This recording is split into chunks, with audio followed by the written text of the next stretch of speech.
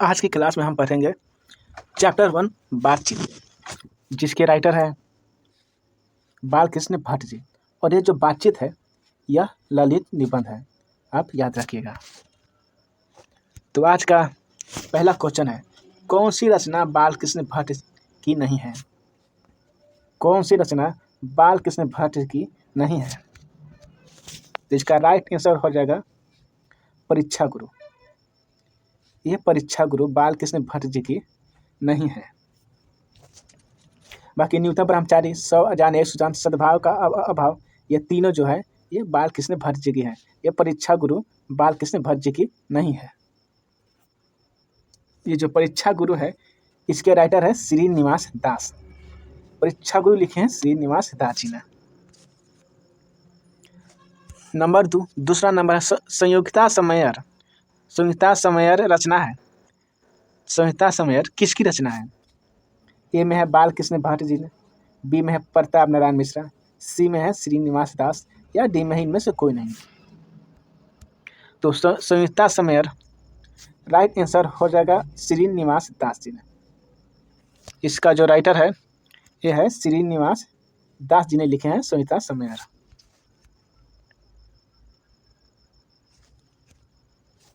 तीसरा number question है, मनुष्य की बातचीत का उत्तम तरीका क्या है? मनुष्य की बातचीत का उत्तम तरीका क्या है? तो मनुष्य की बातचीत का उत्तम तरीका है अवाक होकर अपने से बातचीत करना। अवाक होकर अपने से बातचीत करना। तो राइट आंसर हो जाएगा नंबर डी। 4 नंबर क्वेश्चन है, बालकृष्ण भट्ट ने किस पत्रिका का संपादन किया? बालकृष्ण भट्ट जी तो जो है वह किस पत्रिका का संपादन किया था? ए में है हुंकार, बी में है हिंदी प्रतीक, सी में है आर्यावर्त, या डी में है पंजाब केसरी। तो बालकृष्ण भट्ट जी किस पत्रिका का संपादन किए थे? तो इसका राइट आंसर हो जाएगा हिंदी प्रतीक। 4th नंबर क्वेश्चन का राइट आंसर है बी, हिंदी प्रतीक।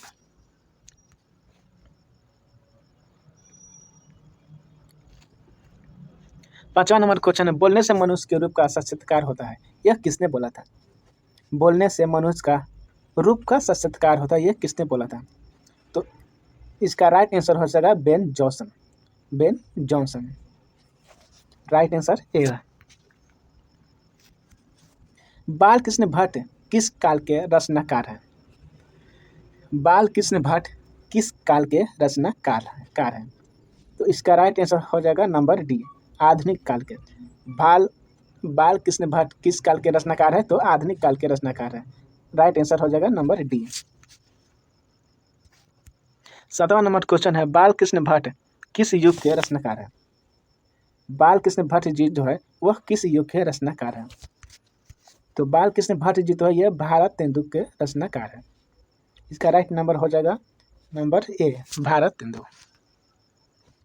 कौन सी रचना बालकृष्ण भट्ट की है? 8वां नंबर क्वेश्चन है, कौन सी रचना बालकृष्ण भट्ट जी की है? इसका राइट आंसर हो जाएगा रेल का विकट खेल। रेल का विकट खेल जो है ये बालकृष्ण भट्ट जी ने लिखे थे। 9 नंबर क्वेश्चन है हमारा बालकृष्ण भट्ट जी की जन्म कब हुआ था? बालकृष्ण भट्ट जी की जन्म कब हुआ था? तो इसका राइट आंसर है 23 जून 1844 को। बालकृष्ण भट्ट जी की जन्म हुआ था 23 जून 1844 को।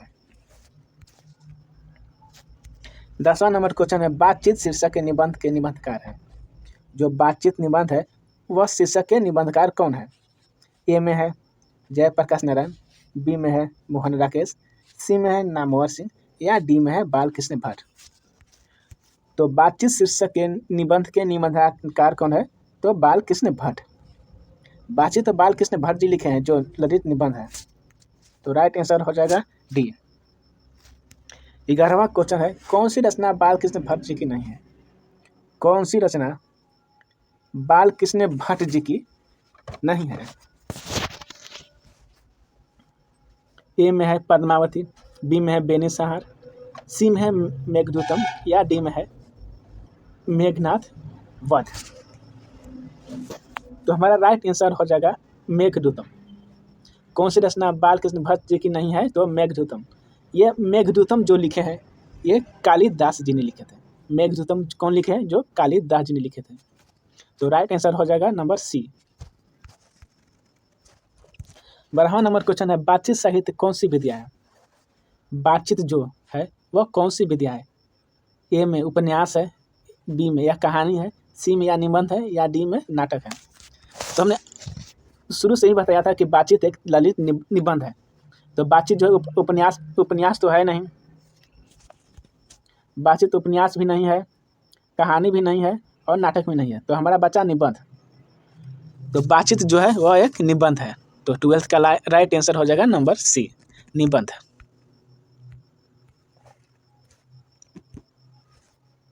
13 नंबर क्वेश्चन है, रॉबिन क्रूसो ने 16 वर्ष के उपरांत किसके मुख से एक बात सुनी थी? जो रॉबिन क्रूसो थे वह 16 वर्ष के उपरांत किसके मुंह से बात सुनी थी? तो हमारा राइट आंसर हो जाएगा फ्राइडे के मुंह से बात सुने थे। 14 नंबर क्वेश्चन है, बालकृष्ण भट्ट की रचना बातचीत क्या है? जो बालकृष्ण भट्ट जी हैं इसकी रचना बातचीत क्या है? तो अभी पढ़ाए थे कि वह एक निबंध है, तो ललित निबंध। बालकृष्ण भट्ट की रचना बातचीत है, ललित निबंध। 14 का राइट आंसर हो जाएगा सी। 15 नंबर क्वेश्चन है, बातचीत के माध्यम से बालकृष्ण भट्ट क्या बतलाना चाहते हैं? जो बातचीत लिखे हैं इसके माध्यम से बालकृष्ण भट्ट जी ने क्या बतलाना चाहते हैं? ए में है बातचीत की शैली, या बी में है भाषण की शैली, या सी में संवाद की शैली, या डी में इनमें से कोई नहीं। तो बातचीत के माध्यम से बालकृष्ण भट्ट बातचीत की शैली को बतलाना चाहते हैं। तो बातचीत के माध्यम से बालकृष्ण भट्ट क्या बतलाना चाहते हैं? तो बातचीत की शैली। राइट आंसर हो जाएगा ए। 16 नंबर क्वेश्चन है, भट्ट जी को किसने अंग्रेजी साहित्य की एडिशन और अश्लील की श्रेणी में रखा है? भट्ट जी को किसने अंग्रेजी साहित्य की एडिशन और अश्लील की श्रेणी में रखा है? ए में है हजारी प्रसाद त्रिवेदी, बी में है डॉक्टर नागेंद्र, सी में है रामचंद्र शुक्ल, या डी में है रामविलास शर्मा। तो भट्ट जी को साहित्य के एडिशन के अश्लील की श्रेणी में रखे हैं। हमारा राइट आंसर हो जाएगा रामचंद्र शुक्ल। रामचंद्र शुक्ल जो है वो एडिशन और अश्लील की श्रेणी में रखे हैं भट्ट जी को। तो राइट आंसर हो जाएगा 16 का number C, Ramchandra Shukla. 17 number question है, आर्ट ऑफ कन्वेंशन सबसे ज़्यादा कहाँ के लोगों में प्रचलित है? आर्ट ऑफ कन्वेंशन सबसे ज़्यादा कहाँ के लोगों में प्रचलित है? ए में है अफ्रीका में, बी में है भारत में, या सी में है यूरोप में, या डी में है कनाडा में। तो आर्ट ऑफ कन्वेंशन सबसे ज़्यादा कहाँ लोगों की प्रचलित है? तुम्हारा राइट आंसर होगा यूरोप के लोगों में। यूरोप के लोगों में आर्ट ऑफ कन्वेंशन प्रचलित है। राइट आंसर हो जाएगा 17 का नंबर सी, यूरोप में। 18 नंबर क्वेश्चन है, रॉबिन्सन क्रूसो को कब तक मनुष्य की मुख नहीं देखने को मिला था? जो रॉबिन्सन क्रूसो थे उन्होंने मनुष्य की मुख कब तक देखने को नहीं मिला था? ए में है 10 वर्ष, बी में है 12 वर्ष, सी में 16 वर्ष, या डी में है 18 वर्ष। तो रॉबिन क्रूसो को कब तक मनुष्य के मुख नहीं देखने को मिला था? तो हमारा राइट आंसर हो जाएगा 16 वर्ष। 18 का राइट आंसर है सी, 16 वर्ष तक जो मनुष्य के मुख नहीं देखे थे रॉबिन्सन क्रूसो ने। 19वां नंबर क्वेश्चन है, बातचीत में मन किस प्रकार हो जाता है? जो बातचीत करने से मन किस प्रकार का हो जाता है? ए में है क्रोधीपूर्ण, या बी में है बहुत खराब, सी में है हल्का अस्वच्छ, डी में है भारी और बोझिल। तो बातचीत से मन किस प्रकार हो जाता है? तो राइट आंसर हो जाएगा हल्का और स्वच्छ।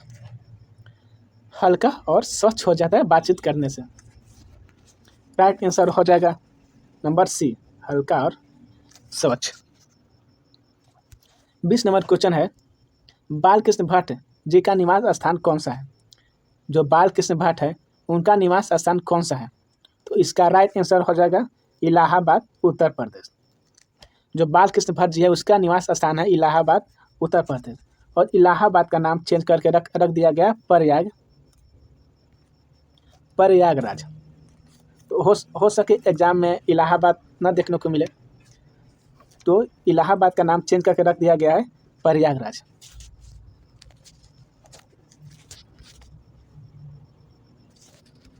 दमयंती समय्या किस लेखक की रचना है?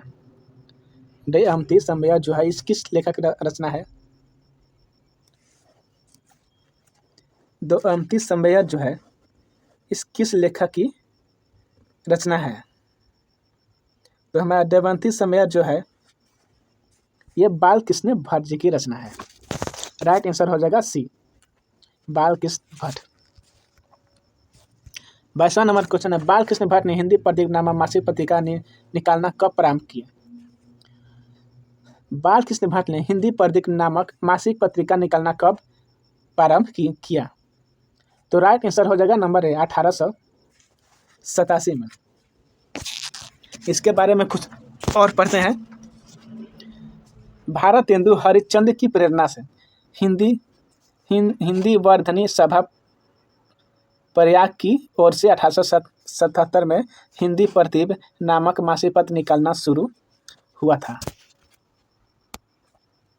जो इसे 33 वर्ष तक चलाया गया था।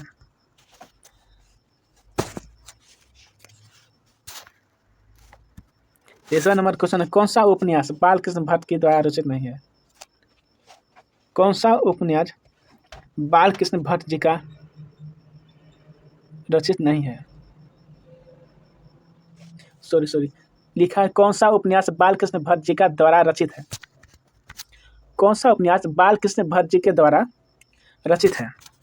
राइट आंसर हो जाएगा 100 अजान एक सुजान। ये जो 100 अजान एक सुजान है जो बालकृष्ण भट्ट जी का द्वारा रचित है। हमारा राइट आंसर हो जाएगा सी, 100 अजान एक सुजान। 24 नंबर क्वेश्चन है, नाटक के प्रारंभ में होने वाले मंगल पाठ को क्या कहा जाता है? नाटक के प्रारंभ में जो होने वाले मंगल पाठ को क्या कहा जाता है? राइट आंसर है नंबर बी, नंदी पाठ। नाटक के प्रारंभ में जो होने वाले मंगल पाठ को कहा जाता है वह नंदी पाठ कहा जाता है। राइट आंसर हो जाएगा बी, नंदी पाठ। 25वां नंबर क्वेश्चन है, असल बातचीत सिर्फ 2 व्यक्तियों में ही हो सकती है, यह किसने कहा था? असल बातचीत 2 व्यक्तियों में ही हो सकती है, यह किसने कहा था? असल बातचीत जो 2 व्यक्तियों में हो सकते हैं, यह किसने कहा था? जो असल बातचीत जो है यह 2 व्यक्ति में हो सकता है, यह हमारे बेन जॉनसन जी ने कहे थे। असल बातचीत 2 व्यक्तियों में हो सकता है, वह किसने कहा था? तो बेन जॉनसन जी ने नहीं कहे थे, मिल्टन ने भी नहीं कहा था। हमारा बच गया एडिसन। असल बातचीत 2 व्यक्तियों में हो सकती है, यह किसने कहा था? तो एडिसन ने कहा था। असल बातचीत 2 व्यक्तियों में हो सकती है, यह एडिसन जी ने कहे थे। राइट आंसर हो जाएगा नंबर ए, एडिसन। 26वां नंबर क्वेश्चन है, किसके न होने से सृष्टि गूंग प्रतीत होती है? किसको न होने से सृष्टि गूंग प्रतीत होती है? ए में है श्रवण शक्ति, बी में है वाक शक्ति, सी में है दिव्य शक्ति, डी में है अस्मर्थन शक्ति। इसका राइट आंसर हो जाएगा वाक शक्ति। अगर वाक शक्ति मनुष्य में न होना तो सृष्टि गूंगी प्रतीत होती है। इसका राइट आंसर है नंबर बी, वाक शक्ति। एडिसन के अनुसार असल बातचीत कितने लोगों के बीच हो सकती है? एडिसन के अनुसार असल बातचीत कितने लोगों के बीच हो सकती है? तो इसका राइट आंसर है नंबर बी, एडिसन के अनुसार असल बातचीत 2 लोगों में हो सकती है। तो 27 का राइट आंसर है बी, 27 का राइट आंसर है ए, असल बातचीत 2 व्यक्तियों में हो सकते हैं। 28 नंबर क्वेश्चन है, बातचीत शीर्षक निबंध के अनुसार जो मवाद या धुआं जमा रहता है भाप बनकर निकल जाता है, कैसे? 28 नंबर है, बातचीत शीर्षक निबंध के अनुसार जो कुछ मवाद या धुआं जमा रहता है भाप बनकर निकल जाता है, कैसे? ए में है झगड़ा करके, बी में है बहस करके, या सी में है बातचीत के जरिए, या डी में है हंसने से। 28 का राइट आंसर है बातचीत के जरिए। इसका राइट आंसर है सी, बातचीत के जरिए, तो बातचीत निषेचन निबंध के अनुसार जो कुछ मवाद या धुआं जमा रहता है भाप बनकर निकल जाता है, कैसे? तो बातचीत के जरिए। 29 नंबर क्वेश्चन है, जैसा काम वैसा परिणाम किस लेखक के रचित है? जैसा काम वैसा परिणाम किस लेखक ने लिखे थे? ए में है रामधारी सिंह दिनकर, बी में है जयप्रकाश नारायण, या सी में है बालकृष्ण भट्ट, या डी में है मोहन राकेश। जैसा काम वैसा परिणाम ये बालकृष्ण भट्ट जी ने लिखे थे, याद रखिएगा। जैसा काम वैसा परिणाम बालकृष्ण भट्ट जी ने लिखे थे। 29 का राइट आंसर है सी। 30 नंबर क्वेश्चन है, बालकृष्ण भट्ट ने पिता का क्या नाम था? बालकृष्ण भट्ट के पिता का नाम क्या था? ए में है बेनी प्रसाद, बी में है देनी प्रसाद, सी में है टेनी प्रसाद, या डी में है इनमें से कोई नहीं। बालकृष्ण भट्ट जी के पिता का नाम था बेनी प्रसाद। बालकृष्ण भट्ट जी जो थे उनके पिता का नाम बेनी प्रसाद भट्ट थे। इसका राइट आंसर हो जाएगा number A, Beni Prasad Bhatt. 31 number question है, बातचीत के शीर्षक निबंध के अनुसार रस का समुद्र किन बातचीत के उमड़ा चला जाता है? बातचीत शीर्षक निबंध के अनुसार रस का समुद्र किन की बातचीत में उमड़ा चला जाता है? तो इसका राइट आंसर हो जाएगा दो सहेलियों के बातचीत में। दो सहेलियों के बातचीत में समुद्र के अनुसार रस का समुद्र बातचीत में उमड़ा चला जाता है। तो इसका राइट आंसर हो जाएगा नंबर ए, दो सहेलियों की बातचीत में। 32 नंबर क्वेश्चन है, वाद समाद विवाद समाद क्या है? वाद विवाद समाद क्या है?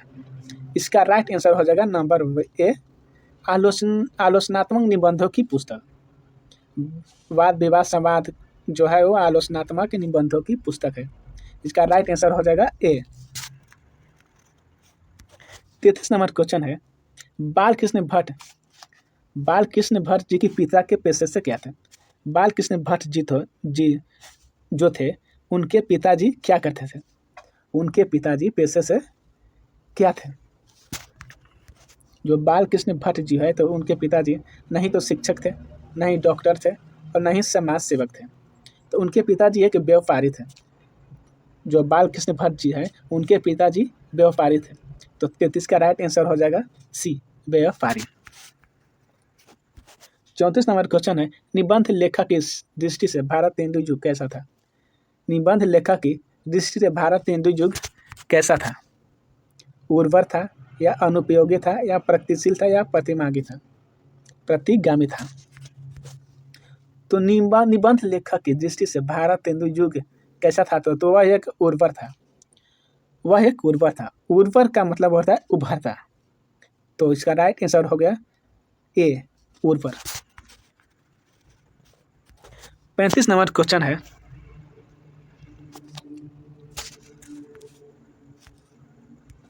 बातचीत के जरिए भाप बनकर क्या बाहर निकल जाता है?